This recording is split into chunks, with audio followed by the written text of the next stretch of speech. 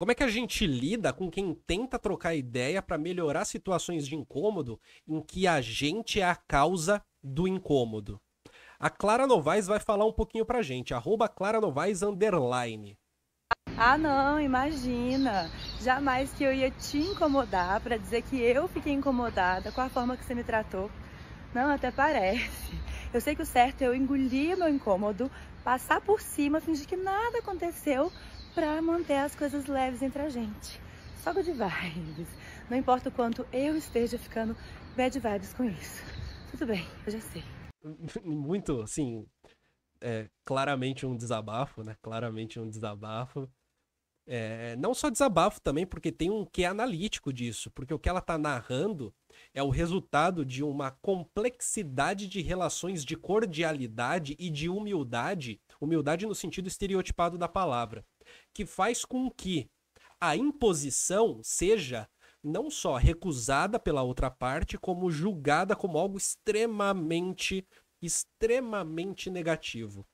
Queria só dar uma lida aqui nos comentários, ó. A Loami, ela diz: Loami Crioula, no dia que mostrei meu incômodo, virei vilã.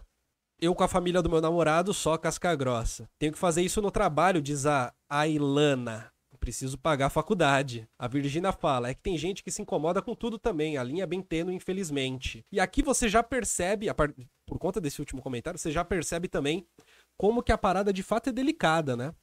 Como a parada de fato é delicada. Como que é de fato delicado essa coisa do elemento de que o incômodo, ele é algo que é complicado de ser admitido e é complicado de ser reconhecido, porque ele faz com que necessariamente a gente tenha que se situar. E aqui eu vou usar um termo que talvez não seja o melhor, porque ele tem sentidos muito para além, né? Tem sentidos muito para além disso, mas assim, fica comigo aqui, pensa comigo, faz com que a gente tenha que se colocar no nosso lugar. No sentido de que faz com que a gente tenha que se limitar. Se limitar enquanto aquele que, de repente, não vai lidar com o outro da maneira como quer. Nas relações de simpatias própria de uma sociabilidade brasileirinha, a simpatia vem da aceitação. Vem do fato de que eu nunca vou te limitar, mas eu irei te aguentar. E talvez, no máximo, a partir de uma passiva-agressividade, partindo do jogo da passividade, né? Lidando com o jogo da passividade, eu coloque um limite indiretamente. Ou então eu te incomode de volta, meio que para descontar e por aí vai. E essa dinâmica, como disse a moça por conta do trabalho, né? Você tem que fazer em muitos momentos. Você tem que saber lidar com isso. A Daniele aqui nos comentários disse, ó, não me calo de forma alguma, isso adoece. Se por acaso a tua sociabilidade não foi adequada a esse tipo de contexto, aí de fato, assim, a inadequação vai gerar adoecimento demais. Demais. Porque a expectativa da plena aceitação, ela tende a gerar certos ambientes que, assim, cara, ambiente sem regra geralmente é ambiente que o mais forte ganha, que a maioria ganha. Isso é uma característica, inclusive, muito, muito particular de microsociabilidade, de micro-relações sociais que a gente tem no dia a dia, né? Os pequenos ambientes em que a gente tem que se tocar na hora de ir embora, porque, assim, estar em minoria tende a ser uma coisa muito desconfortável. Mas, evidentemente, chega num ponto em que não tem como, né? Não tem como. É necessário quebrar essa dinâmica de simpatia. Não tem como. E geralmente, na quebra da dinâmica de simpatia, não tenha dúvida de que uma ponte provavelmente será queimada.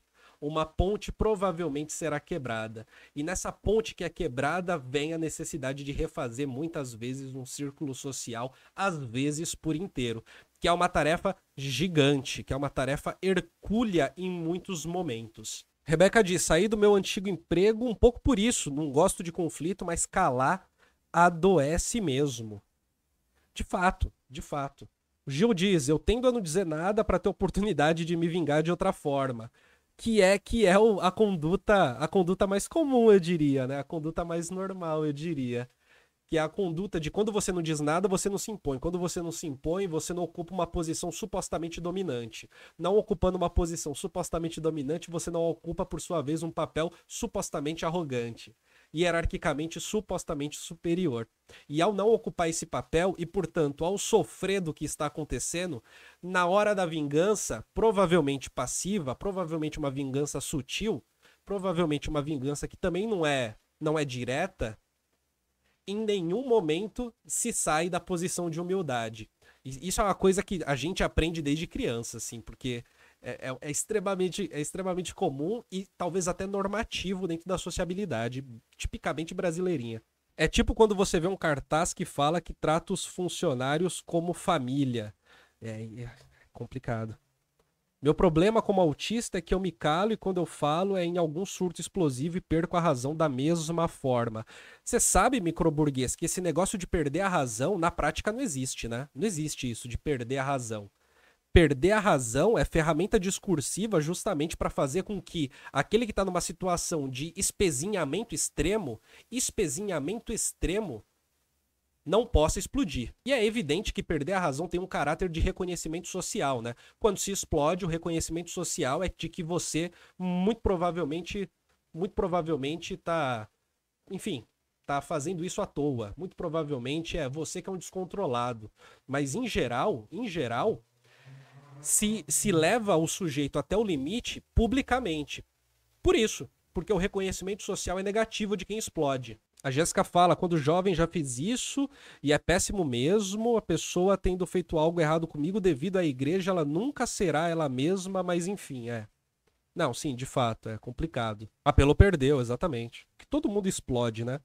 Só que o lance quanto mais você vai internalizando, eu digo assim, eu não acho nem que é só uma habilidade social, é que para além da habilidade social existe o rótulo de quem explode perdeu a razão, mesmo tendo razão, né? E isso abre margem para que você tenha sujeitos que vão ser espezinhados sempre até explodir, geralmente por estarem numa posição de vulnerabilidade situacional. Não estou nem falando de estrutura social, mas que pode ter a ver com estrutura social também. Temos que nos desprender do lance de perdão que é das igrejas, eu também acho. Eu acho que muitas vezes perdoar é uma forma de manter uma passividade que supostamente, a partir de um olhar bem distorcido, te faria superior pelo perdão. E muitas vezes esse perdão também é coerção social para que ele aconteça. Porque a ausência do perdão vai te rotular como aquele que é ressentido, que guarda coisas, como aquele que não mantém a agregação entre as pessoas, né? Que desagrega, que é desagregador e por aí vai. Esse tipo de perdão, ele é uma coisa malucada, assim. Ele não serve para quem está em posição de vulnerabilidade. Ele, na verdade, é um passe livre, né? Um passe livre para violências cotidianas. E você, o que você acha desse tipo de situação? Já te ocorreu de precisar chegar em alguém, botar limite e ser extremamente mal recebido? Deixa nos comentários, dá um like no vídeo, se inscreve no Colunas Tortas, tá bom? Seja membro, viu? Para ter acesso a vídeos exclusivos do canal.